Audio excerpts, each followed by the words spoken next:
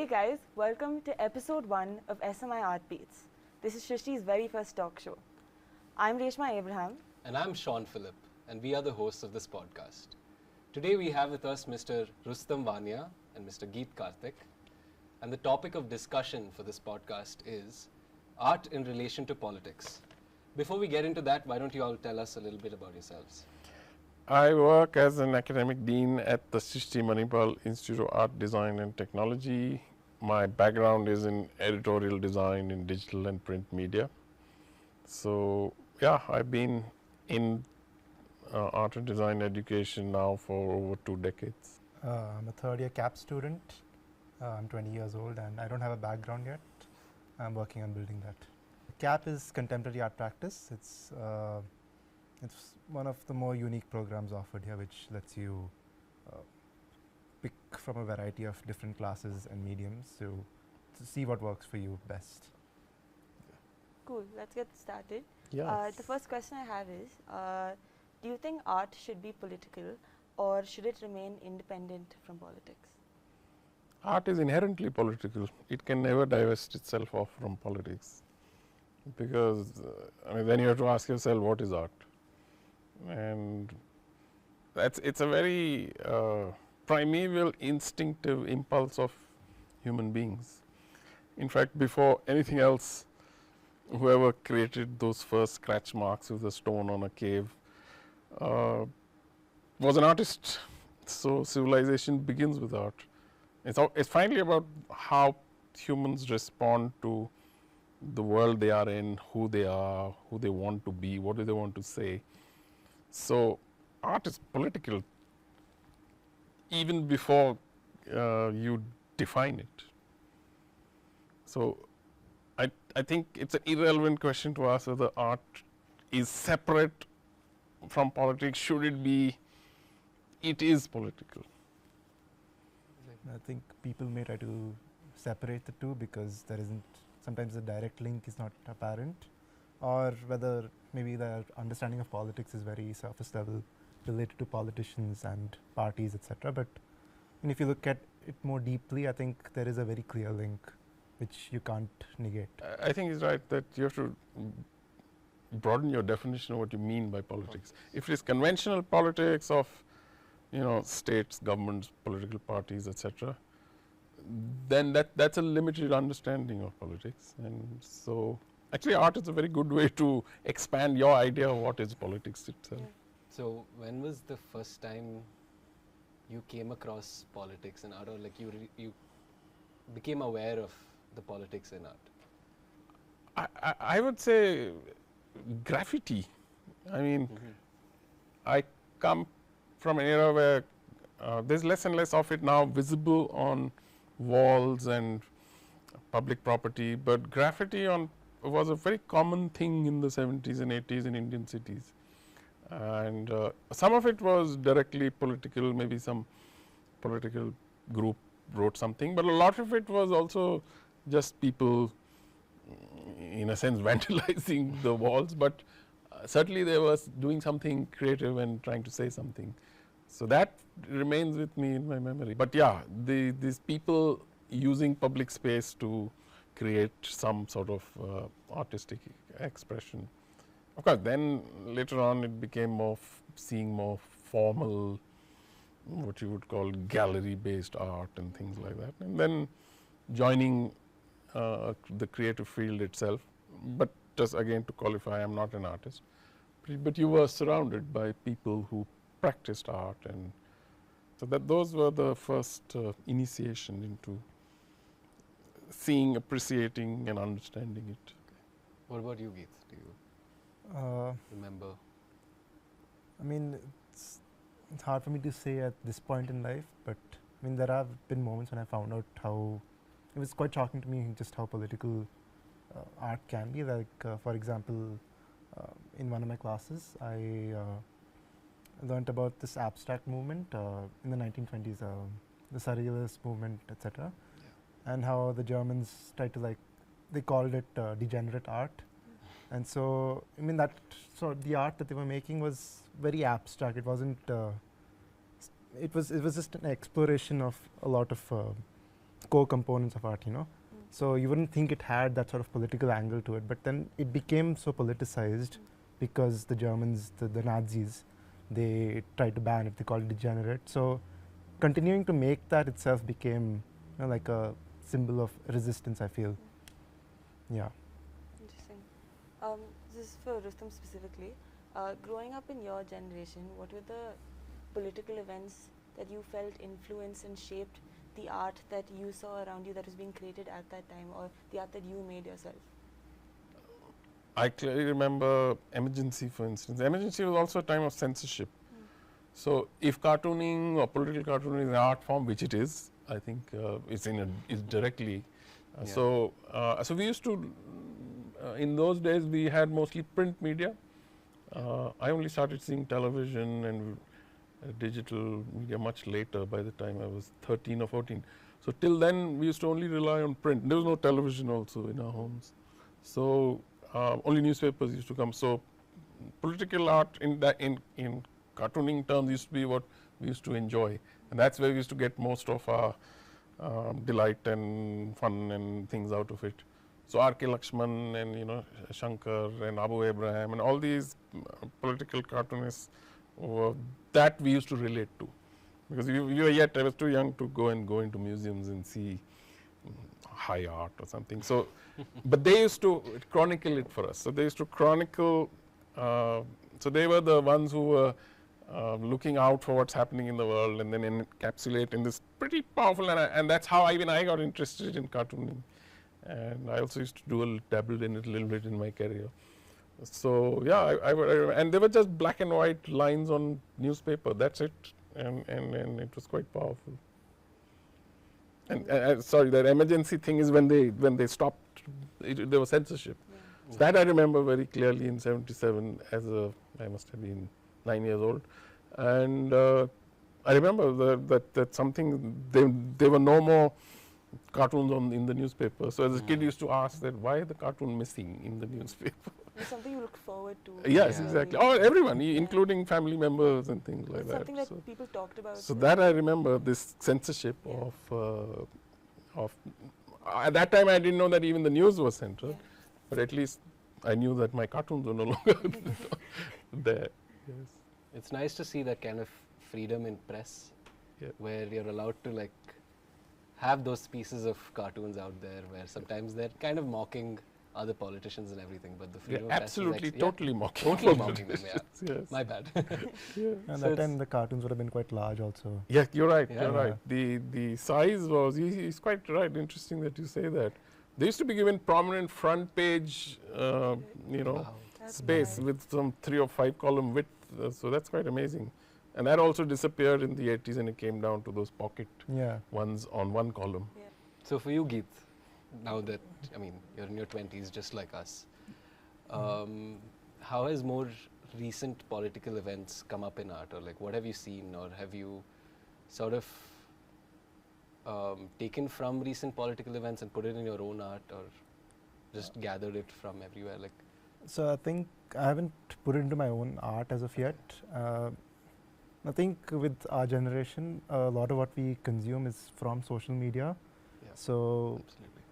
the stuff we see outside doesn't have as much of an impact as stuff you see on your phones, on your feed. So you see like a flood of imagery, right? So it's a lot of things that you're taking in.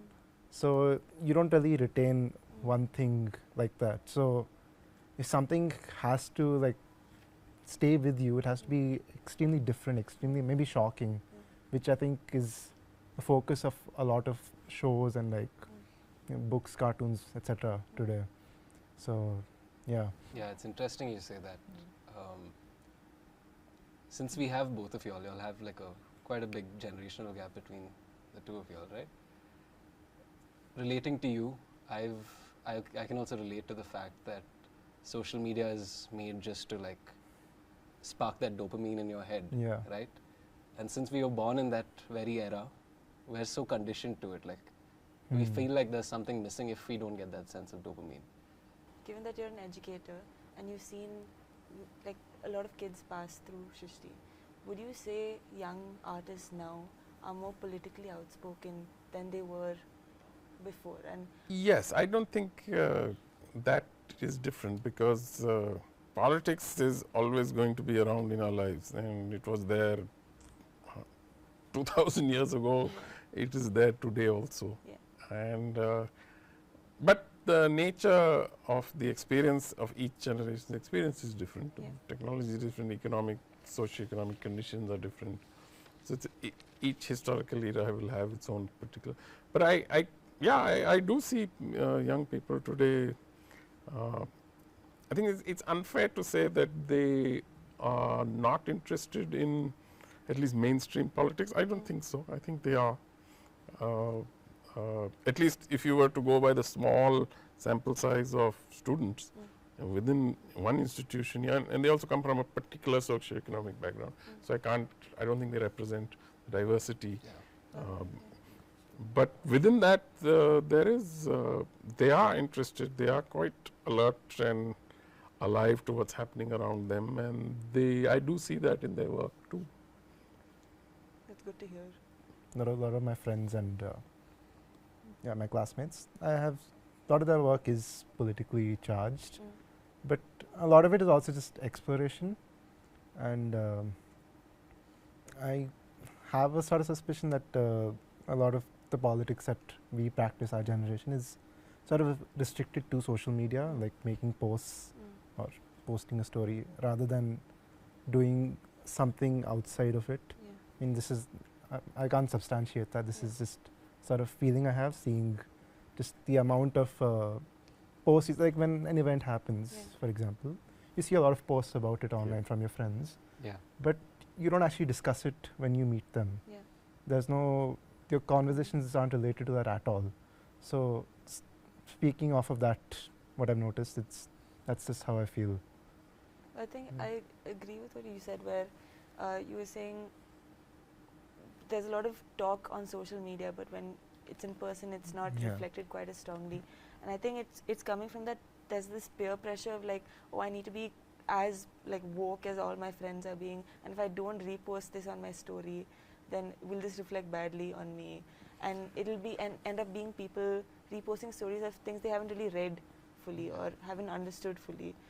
And that's something I've seen, and I've spoken to my friends about it.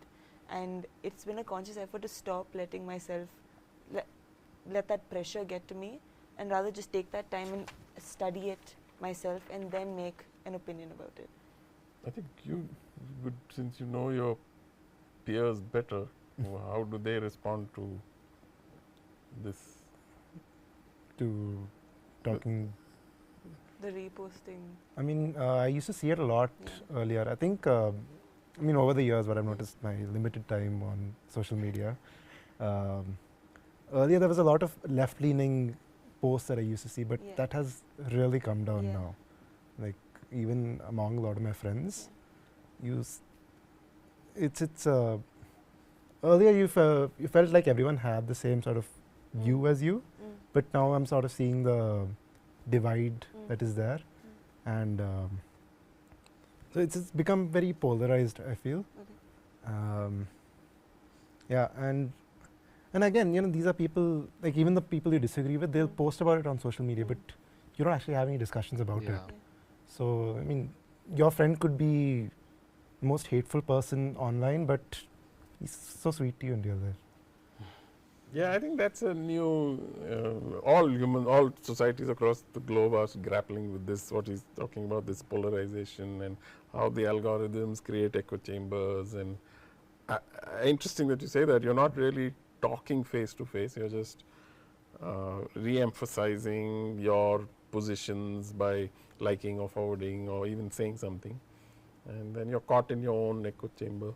I think that's an established fact now, and there is concern about it also, and how does that reflect itself in art and art making? I don't know. But I think we have to, like I said in the beginning, we have to expand this idea of what is art, its relationship to politics. We tend to only look at it as a so the immediate conventional politics of political parties, politicians, and ideologies and things like that. But I think to give art its due, we have to look at it as a much more broader perspective as a political act. And in fact, I have come to appreciate the role of art in education much more in later, especially coming and working with an institute which sort of dwells in this space of creative, the arts in general. I don't know how many of you know that one of the, in fact, the first director, you know the first director of Srishti? Geeta? No. So for a very short time when the institution was formed, there was an architect, he was, briefly, so he is a very interesting, eclectic, Mr. Prem Chandravarkar. He's an architect, but he thinks deeply about art design and arts and things. And he once proposed, and it's not that he was proposing something new, but the idea was that the organizing principle of an art and design institution should not be, or even architecture school for that matter, should not be architecture or design. It should be art. That and that's literally giving it its primacy and saying all design, architecture, the organizing principle in terms of pedagogy should be around art and not architecture or design. This was an architect himself saying that. So I think he sort of implying the fact that it is more powerful and important than we tend to realize. So Do you think either of you have ever had to censor yourself when creating any artworks that you may have in the past, or have you been told to soften things in your art because they? In Delhi, there was once there's a museum of natural history or something in somewhere near Connaught Place, and so we had put this auto rickshaw, and they have this graffiti written at the back. They write slogans and things in the auto rickshaw. So we had put a television monitor at the back of the where that hatch sort of window is in the canopy on top, and there we were showing images of lungs from Himachal Pradesh and lungs from Delhi, actual pictures, that the amount of inhalation of pollutant particles. So there's a black lung and versus a pink lung. And I think we wrote something like, I forget the line, what was it, Tere Mo Kala or something. What is the Hindi thing they say for, I think there's an expression which says, may your face be black, like it's like a curse. And then there were these posters, etc., saying that the government is at fault for not having regulation to control this. And that created, I remember the exhibition was to be inaugurated by T.N. Sheshan the next morning. T.N. Sheshan was the chief election commissioner.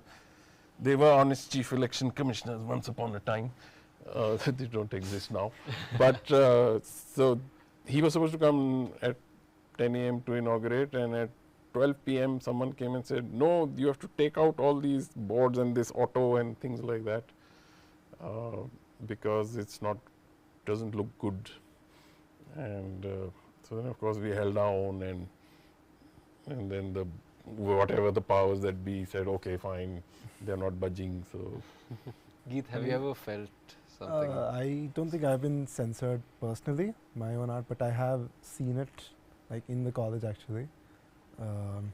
Then one more thing that I was just thinking about, when there are like open art shows, like for example in school, where there would be an art competition, the topics you'd get were very safe. Make a poster about climate change, and it's just like one green earth, and then there's one earth with factories. So so it's not exactly censorship, but it's, you're not really given the space to make something that could have that sort of impact. It's just, you're making something very safe, so that space doesn't exist in the first place. kind of asked to be generic. And Yeah. And Yeah.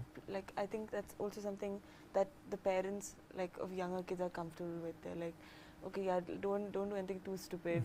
Like even like my parents, like if I do say like I'm gonna make an art piece that's a little bit risky, they're like, listen, Reshma, are you sure? Are you absolutely certain you need to do that? So I think there's that pressure also. I think that's showing the age Have you difference. wondered why people get concerned? Maybe because art has its way of like some things you can't say, but like art pushes Few through that, people right? realize that the art is not the artwork. So art is not the object. Yeah, Art is what is happening in the viewer's mind and heart. yeah, And that's what they are worried about. The artwork is just a via media for that. So the concern is that it is affecting you in ways that they think is not right, Too radical. and therefore you will change and become not how we want you to be, and therefore exert power to control.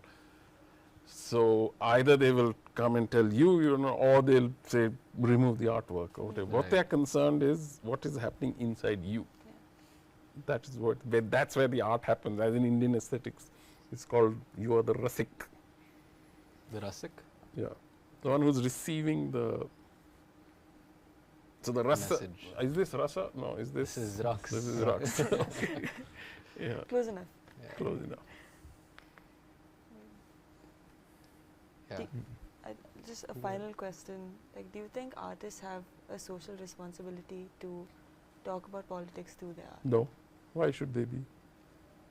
उन्होंने कोई ठेका नहीं ले रखा है of being political. If they wish to be, if they are, if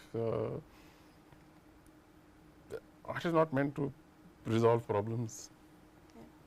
But if art is inherently political, won't they always be? So that's what people need to realize. You don't have to be actively political for you to be impactful or meaningful. Right. So wrapping up this wonderful conversation that we had today, we spoke about various topics like how politics influence art, how the role of art in education and the accessibility of it, and censorship, and a bunch of different topics. And I'd like to thank you both for joining us for this episode. And yeah, do you have anything else to add to it? No, I was just. I hope everyone enjoyed watching that, and we'll continue delving into topics, maybe stuff that we've already touched upon here, but like maybe something new. But we'll be back sooner than you think. But yeah, thank you so much. Signing off, I'm Reshma Abraham. And I'm Shaun Philip. Please make sure you like and subscribe to our channel. And also, if you have any questions, please do email us at artbeats@gmail.com. Thank you so much. Thank you so much. Thank you.